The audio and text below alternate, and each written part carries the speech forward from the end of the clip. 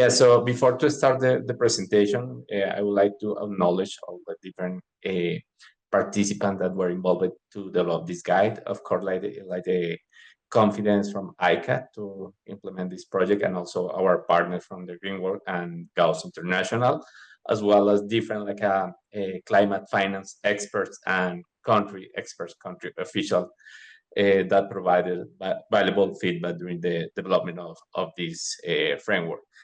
And I think that's something important to mention. Why did it take almost more than 2 years to develop this guide? Is because it is really difficult to propose like a one single framework that is enough flexible to be adapted to the different needs and priorities of countries to track climate finance, but also that could provide additional support not only to track climate finance and report to the UNFCCC, but also that could be used for internal purposes that I think is one of the main objectives.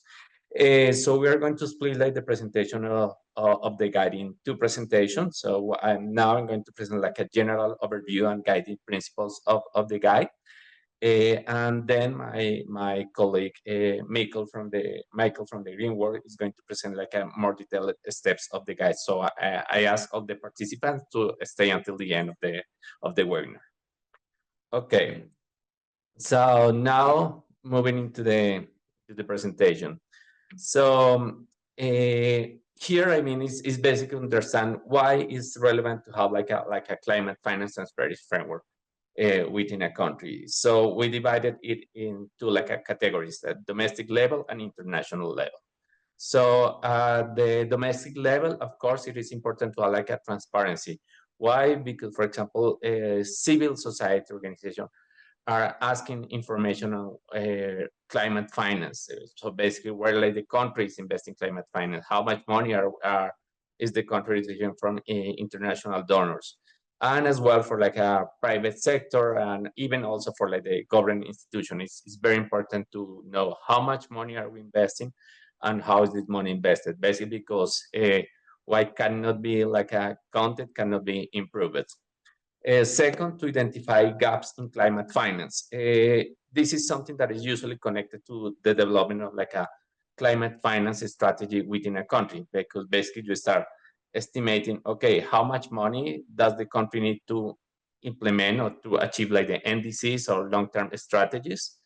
And second, how much money is the country currently investing? And based on that difference, it is possible to estimate what is the climate finance gap at a country level. And from that, like a country can start to develop like a specific climate strategy to close that gap. Finally, like a third element at domestic level, and I think that's one of the most important one, is to optimize resource management for climate finance. Like a one clear example is when you have like an estimation of what are like the sectors or regions within a country with the largest greenhouse gas emissions, and when you compare that with the climate finance investment for mitigation, it basically means, okay, like the investment of climate finance are aligned with those areas or like with those sectors with the most emission, or the same for adaptation, which is basically where are the regions that are more vulnerable to the effects of climate change within a country, and if the climate investment are aligned with those regions or with that population that is most vulnerable to climate change. At the international level, we have one, of course, like reporting to the UNFCCC. That is, of course, like a key element, and I think like different countries are now like preparing for like the BTR that include like the climate finance needs, and also like the climate finance support received. The second one is to contribute like a harmonized methodology to track climate finance, because I think it's important to consider like a both side of the coin. One is to identify how much money like the developed countries are reporting in terms of climate finance contribution. But in the other side, it is important to compare that information with the reporting from like the recipient countries and identify both information is aligned. And finally, to contribute to the achievement of the 2.1c of the Paris Agreement. That is basically to align like the like the financial flows to climate change. Now, we also include some considerations that you will identify in the different steps of the guide.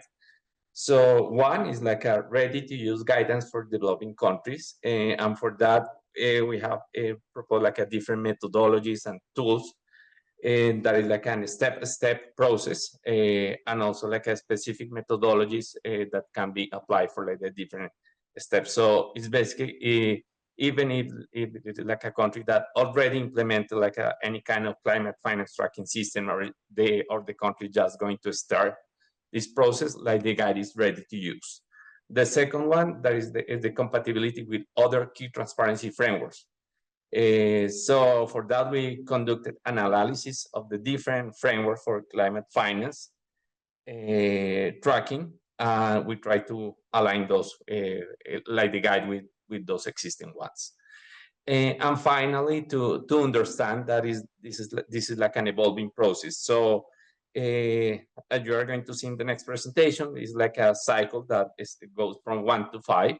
So the idea is that it's like a process that it will be repeated every year or every 2 years, or depending on the preference of the country. And every time that it's repeated, it's expected that it will increase like the transparency. In terms of principles, we include like three main principles within the guide. One is maximizing, or like considering like the granularity. It basically means like at what level of detail like a country want to report climate finance. It can be like a very general level when we're talking like about like a budget level, or it can go at like a project level, or even a more detailed level when it goes up to like activity levels within a project. So of course it depends also on the preference and capacities of each country.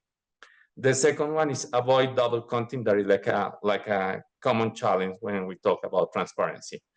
And a specific example of double counting in climate finance can be identified, for example, when you receive like a climate finance from like a donor country, and it is counted as climate finance at international from international cooperation, but then the money goes into the public budget and can be counted again as like a domestic investment in climate finance.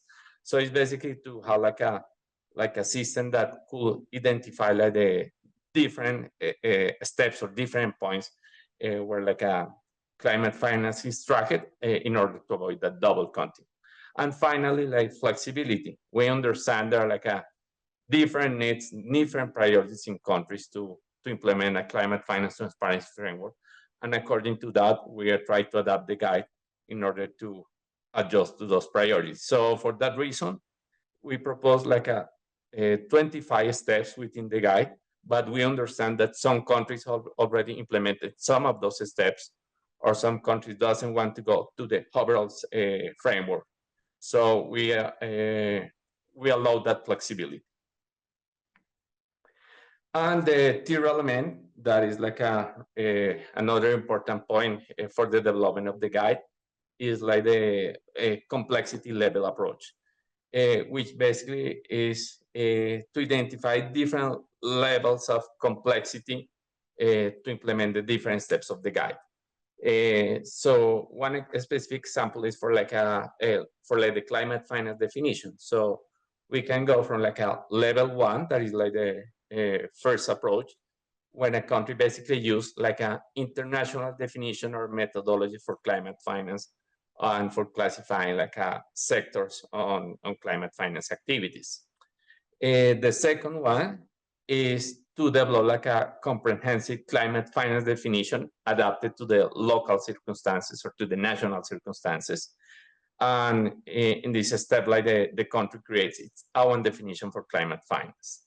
And finally, probably like the most complex one, is something that is usually aligned with the taxonomies, where the country conduct like a approach to establish specific activities or even sub-activities for climate finance according to the national circumstances and priorities for each country. Here you have like the 5 steps that I mentioned at the beginning, and you can see there's like a cycle. And that start with the scope and planning, then to identify and classifying climate finance, then to conduct like the ex-ante climate finance needs assessment. So it's basically how much money does the country need to achieve their NDCs or climate commitments. 4th element is to implement like a climate finance tracking system. And the 5th element is to identify like the climate finance gap and secure like the additional mobilization of climate finance fund, and finally to report to the UNFCCC, and finally prepare to the next cycle. And here you can check you can download the guide, but I'm sure that after this webinar, you will be able to receive like the additional details to download the guide.